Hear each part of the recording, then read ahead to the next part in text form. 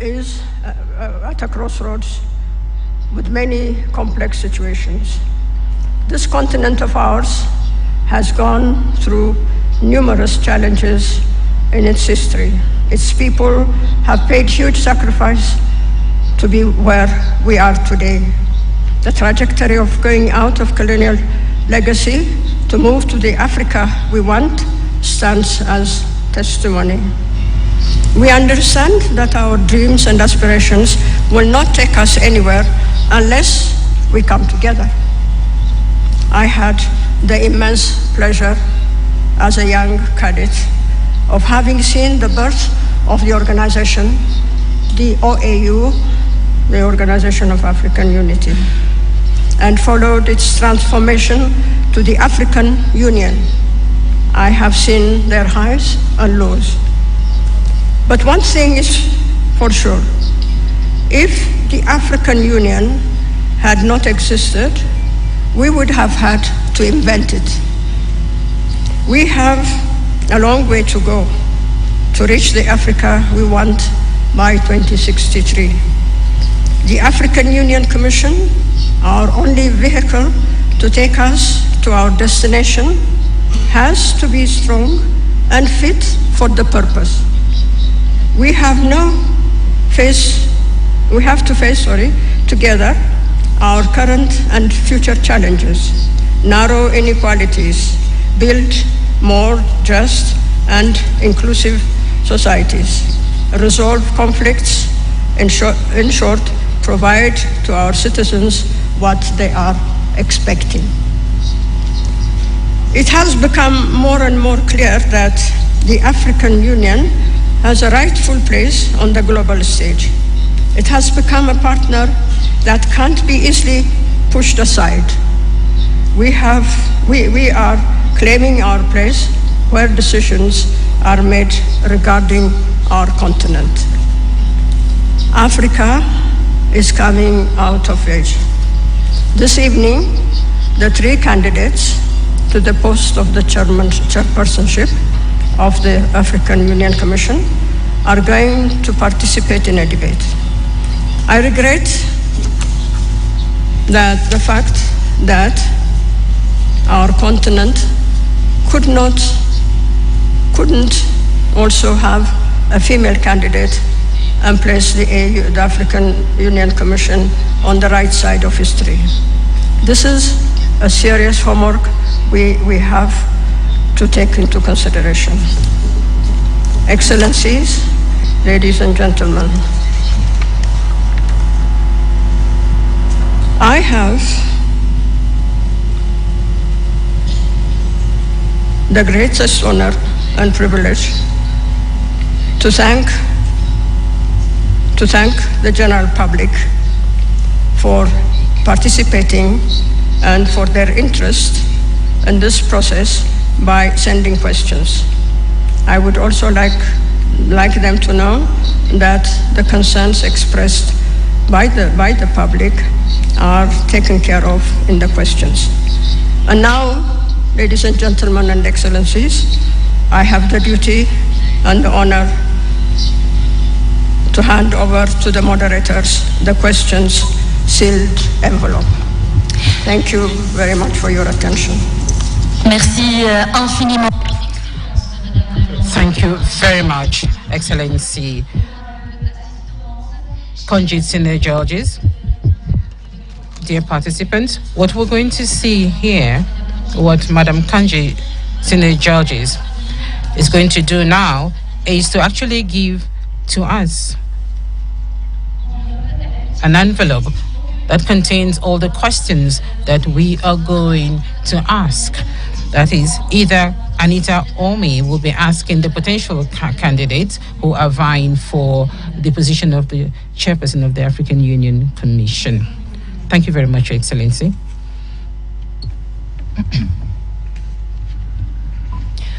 Ladies and gentlemen, as Fatima has outlined, Her Excellency the Ambassador has handed over the questions that have been curated by an independent panel. As we mentioned, there will be 4 rounds, and here in my hand we have 4 envelopes sealed, and these envelopes will only be opened at the forefront of each one of the rounds. Merci infiniment. Thank you very much, Anita.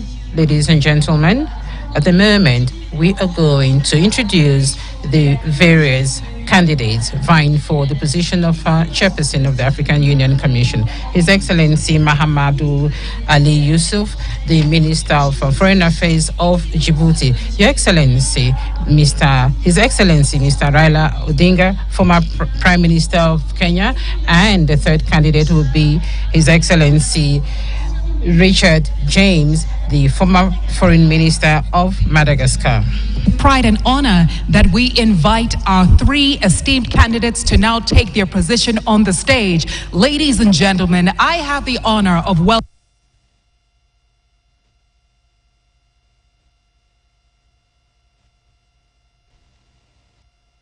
welcoming His Excellency Mahamoud Ali Youssouf, Foreign Affairs Minister, Djibouti. From former Prime Minister, Kenya, and we have His Excellency Richard J. Randriamandrato, who is from Madagascar.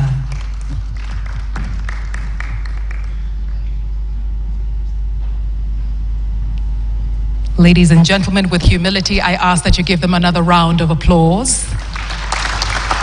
These are our candidates for the chairperson position of the African Union.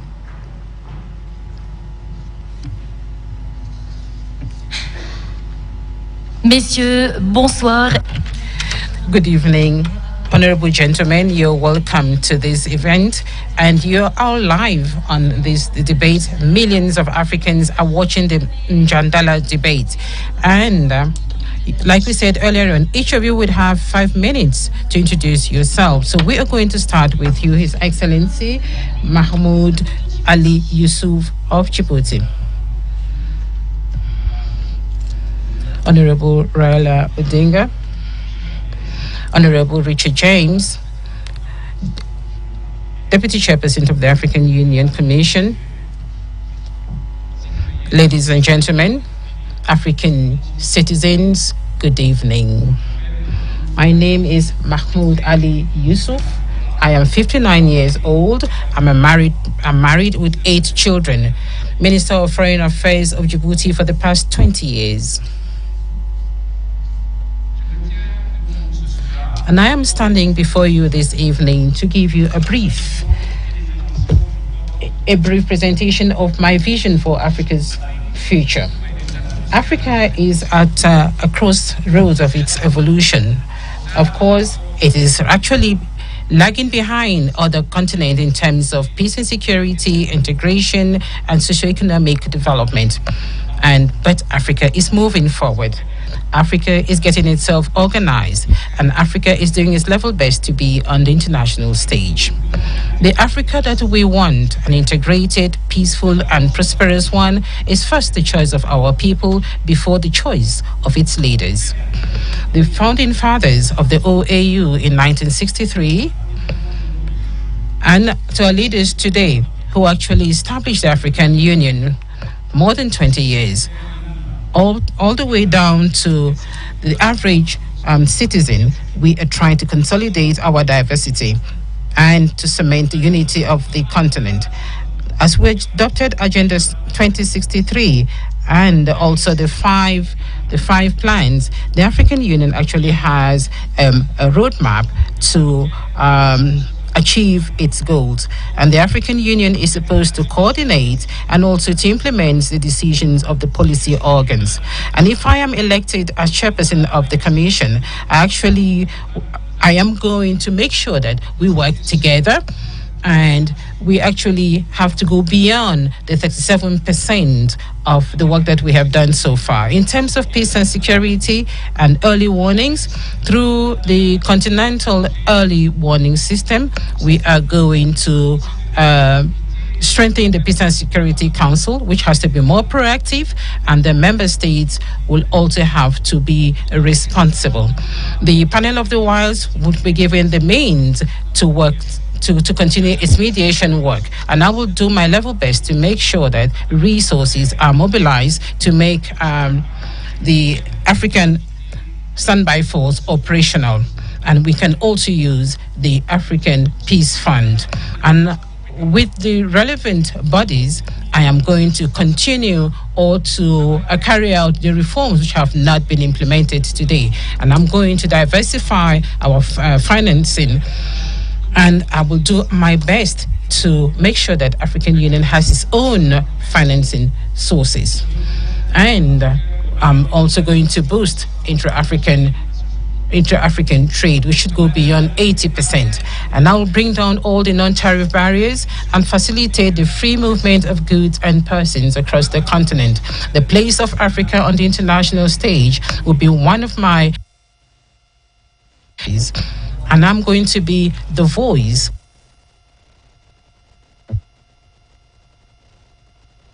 into our women, of course, and the diaspora too, through knowledge, technology, in agriculture, in industry, prosperity. And this has to go through the political will and the solidarity of the African people. And thanks to the support of our people. And so as I stand in front of you today and in front of all the millions of Africa people, and thanks to the support of our people. And so as I stand in front of you today and in front of all the millions of Africa, thank you. Excellency Mahamoud Ali Youssouf. And now, ladies and gentlemen, I would like to invite His Excellency Raila Odinga to share his opening remarks. Your Excellency, you have 5 minutes. Thank you. Your Excellency Ambassador Konjit, my co-panelist here, His Excellency Mahamoud Ali Youssouf, and His Excellency Mr. Richard, distinguished guests, ladies and gentlemen.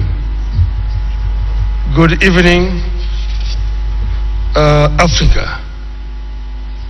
Africa, hamjambo, bonsoir. Salam alaikum rahmatullah ta'ala wa barakatuh. Boa noite. I am delighted to have opportunity today to stand before you as the son of Africa. I was born in Kenya, but I'm told that my grandparents came from the Sudan.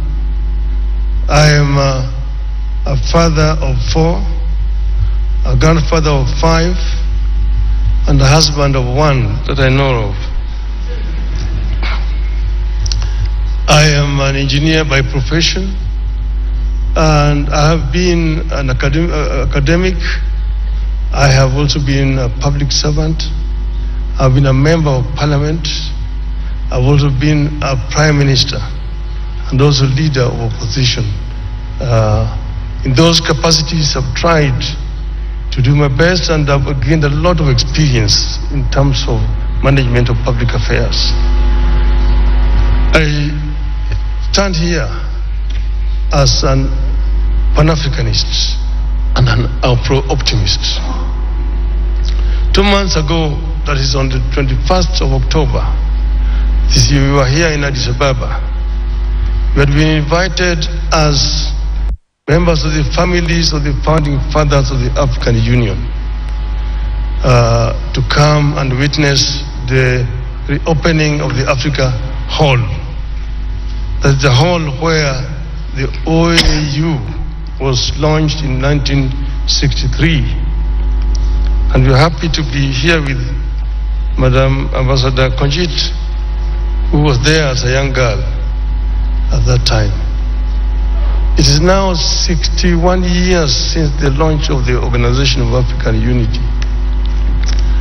And at that time, if you read the speeches of the founding fathers on that day, they were very passionate, and all of them talked about African unity. Where there was a difference was when do we achieve this unity.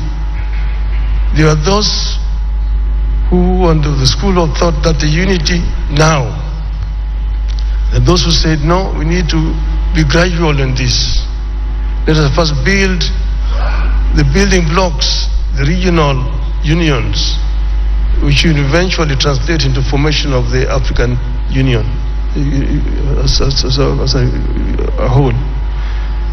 But now we have they came up 50 years later with Vision 2063, which now hopes to get Africa united, one union government by 2030, and move on to attain the vision, the wishes of the founding fathers of Africa. I say that I have the experience. I've been part of this movement for changing the continent. You know that some achievements have been made. Africa is now completely liberated, but there's still work to do. And I believe that I have what it takes to get us where we want to do. In the field of education, in the field of health, in the field of value addition to the abundant wealth that we have on the continent, in the field of trade, inter-African trade. I have acted as the African Union High Representative on infrastructure. And in this I know that we have very comprehensive programs in PIDA, Program for Infrastructure Development of the continent. What remains is action. And what I want to promise the African people is that I am going to lead from the front to ensure that we achieve the visions of the founding fathers of our continent. I thank you. Merci infiniment. Thank you very much. The candidate from Kenya, Honorable Raila Odinga. Now we're going to listen to His Excellency Randriamandrato from Madagascar. Excellence.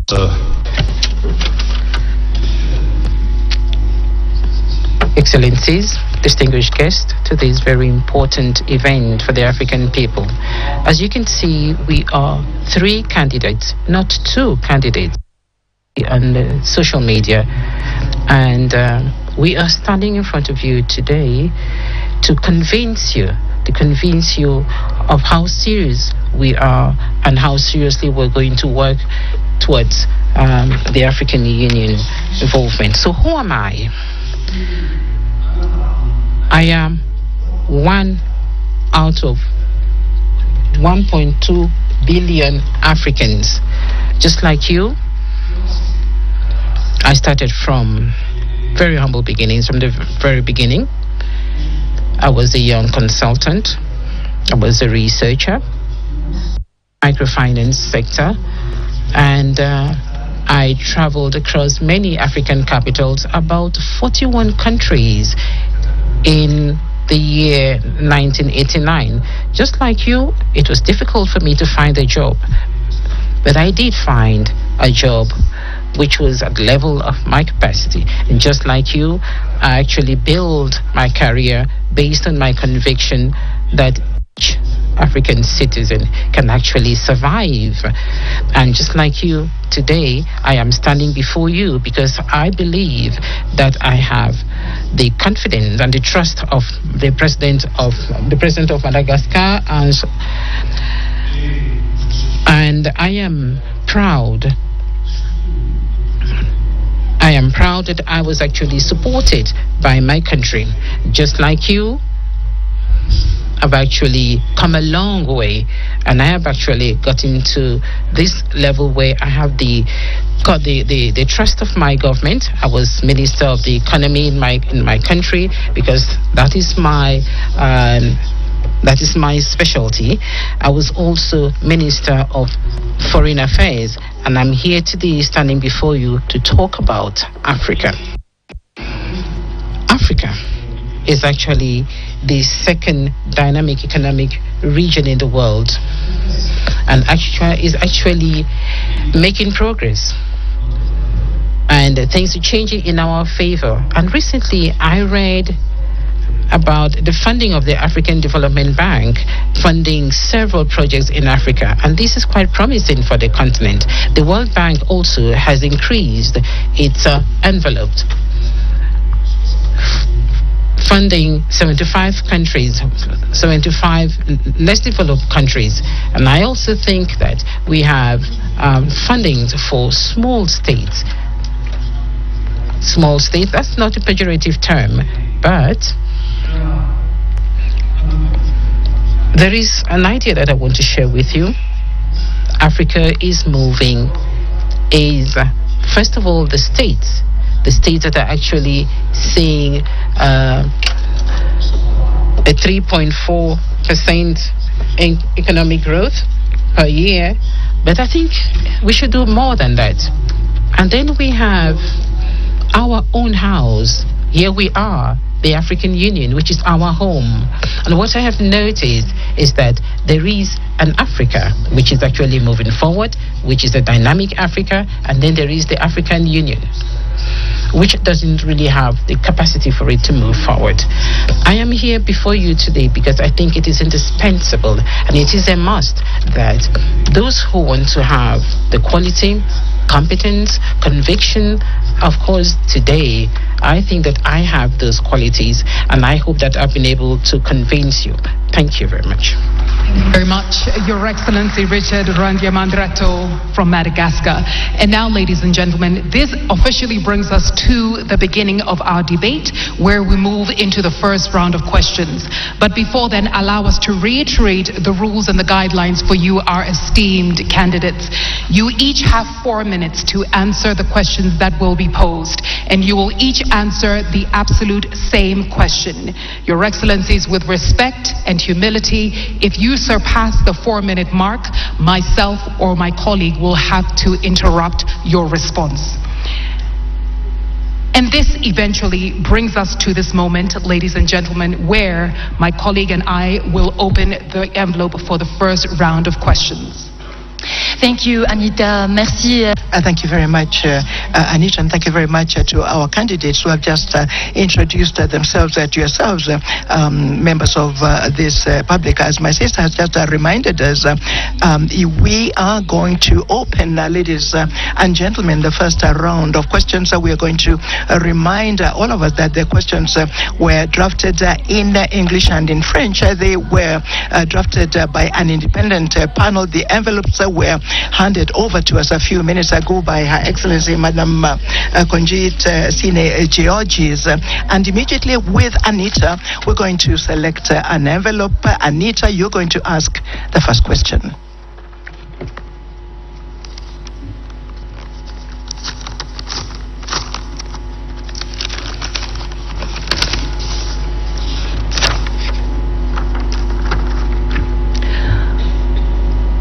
Esteemed candidates, your question in English, and after that my colleague here, Fatima, will translate in French. Translating Africa's natural wealth into continental prosperity. Africa has everything it needs to feed her people, educate her children, and take care of her health. Yet, the reality defies this. How will you turn the continent's resource wealth into tangible benefits, reducing debt, ensuring sustainable financing for the African Union, and enabling Africa to control its destiny economically? Also, how will you ensure that the African Continental Free Trade Area achieves its goals? Excellences, messieurs les candidats. Candidates, the question in French. À tout ce dont elle a besoin pour nourrir sa population, éduquer ses enfants et prendre soin de leur santé. Mais la réalité défie cela.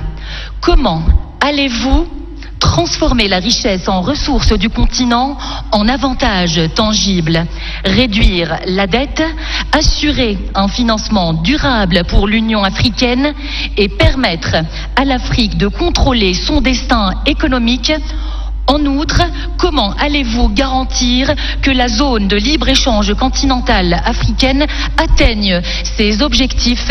Et on commence avec le premier candidat de Madagascar. Excellence, vous avez 4 minutes pour y répondre.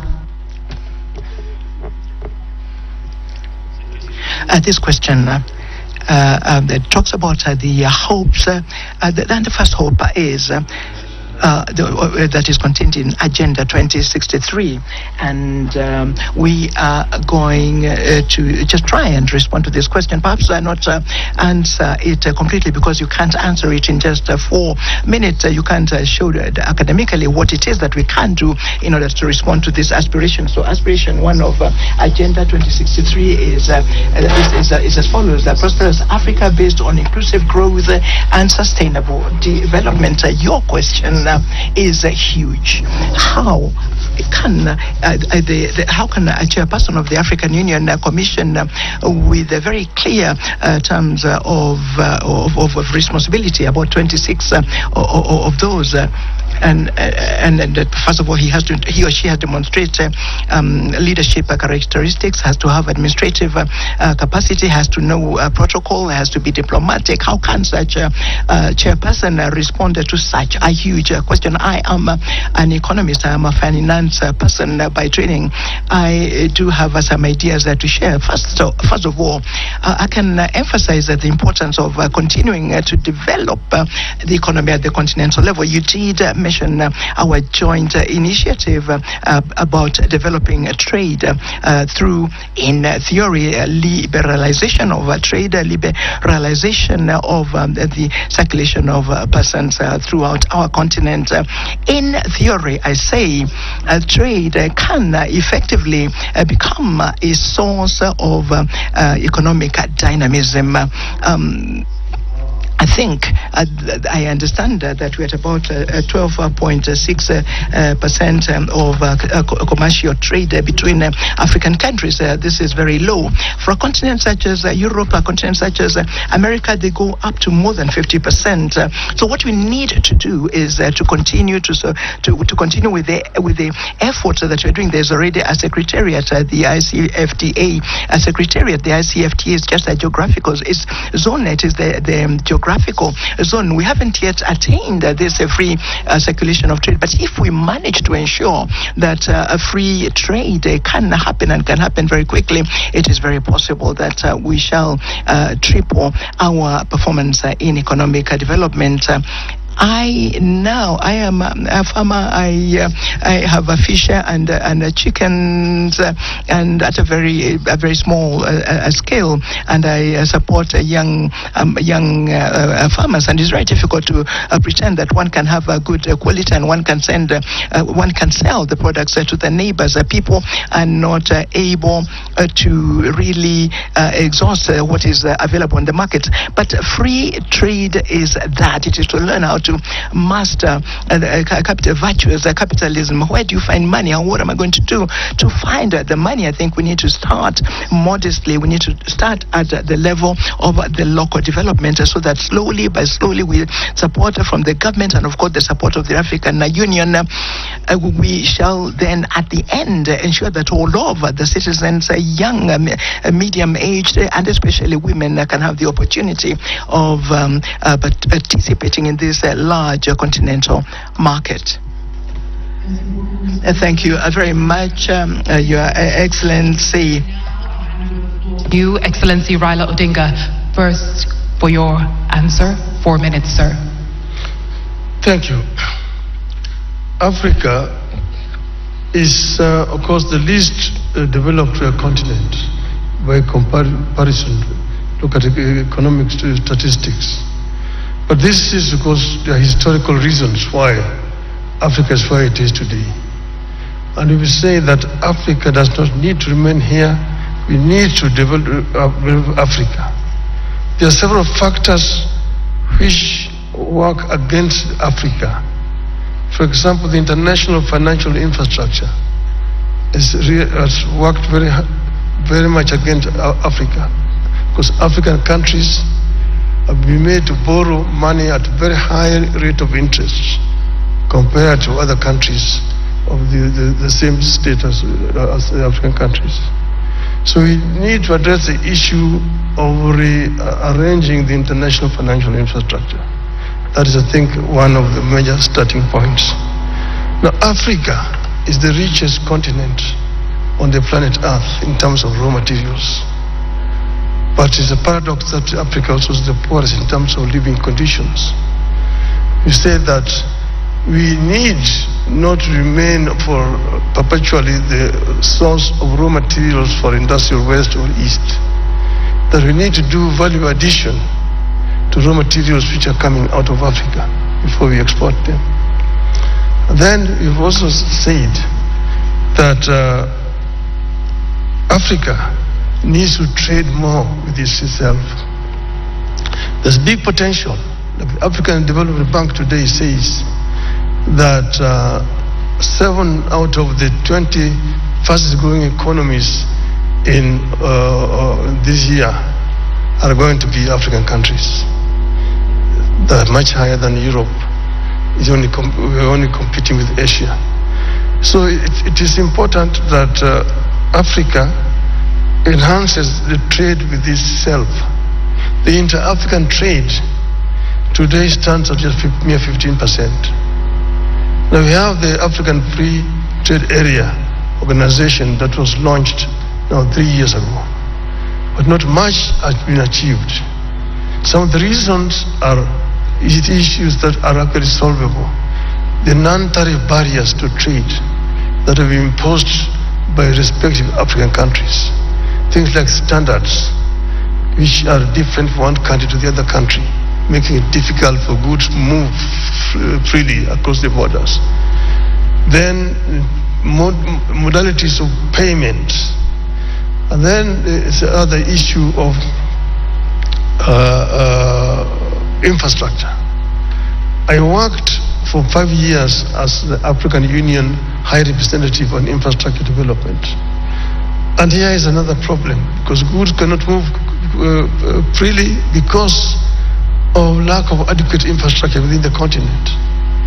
Kenya exported tea to Ghana, and it took 3 months of tea to travel from Kenya to Ghana. We have major infrastructure projects, the high-speed continental railway, the inter-African highways, Cape to Cairo, Tunis to Cape, Dakar to Djibouti, Dakar, Lagos, Mombasa, and so on and so forth. All these need to be developed. Energy is another factor. Energy is too expensive, but we can reduce the cost of energy and go green the continent.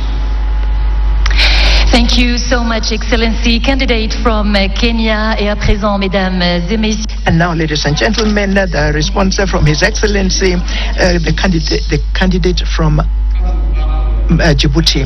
When you talk about the riches of Africa, we often think about natural resources, and the riches of Africa begins with its people. We have 1.4 billion inhabitants on the continent, and more than 60% of this population is young between 0 and 25 years. The first wealth of this continent is in its people. We must have the capacity to think about how we can ensure that these people, this population, can benefit not only from the existing wealth, but also add value to that wealth. How can we go about that? Through universal education, quality education in our countries. We should have the capacity of offering our citizens a free education from the primary to the university levels, and ensure that this education is spread in all over the regions of our continent and of our country. We must remove the obstacles to education. The feminine population represents 50.2%. There are still cultural obstacles. There are obstacles to the education of girls. We must concentrate on valorizing our human resources. And then we have fertile land. What are we doing with this fertile land? We are still in many countries using very archaic agriculture. It is time to begin to develop an agriculture that I would call modern. It does exist in many countries. Look, for example, at a country such as Rwanda, tea and coffee are actually, there's value added locally. Countries such as Ghana, countries such as Cote d'Ivoire, cocoa is transformed locally. Now, these raw products that we sell without adding value, we must be able to add value locally so that we can increase the wealth and also create employment. The transformation of agricultural products is a priority. So today, agriculture in many countries uses biotechnology. It uses the drip system. It uses seeds that are modified, that are quality seeds. Ethiopia uses quality seeds in order to be able to produce maize. Today, Ethiopia produces maize and wheat because of these seeds that are quality seeds. It is important to think about transforming agricultural product in place that will ensure that the people can get out of food insecurity, ensure that there is a specialized agriculture. There has to be areas of specialized agriculture, and that, I would say, is one of the steps that will lead to ensuring that this world there can be at the benefit of the population. And then we come to natural resources. I acknowledge the work by President Museveni. He has said that he will not export petrol or gas as long as there will not be a refinery in Uganda. These are the examples from African leaders who take the destiny of their people in hand so that they can actually have value added locally. Now, trade, everybody knows that it is through trade that development happens. Look at China. China and all over the Chinese economy really target production and exportation. When you add value to our products, we can become exporters. Let me talk about tariff barriers and non-tariff barriers. That is not the problem. I think that the situation must be to, first of all, protect our wealth by transforming them locally. Thank you. Thank you, Your Excellency Mahamoud Ali Youssouf. Of round one, where I'm happy to announce we have a 5-minute break, and after this break we come to round two. You have been tuned in to us here from the African Union headquarters here in Addis Ababa, and we are bringing to you Njadala Africa Leadership Debate 2024 with our 3 esteemed candidates vying for the position of chairperson of the African Union. Merci infiniment, cher candidat. Thank you very much, candidates, for having answered to the first question of the first round. Ladies and gentlemen, there's still 3 rounds to go in which you will all participate, and we're going to take a break of 5 minutes. We'll come back immediately after. Thank you very much for having listened to us. Thank you.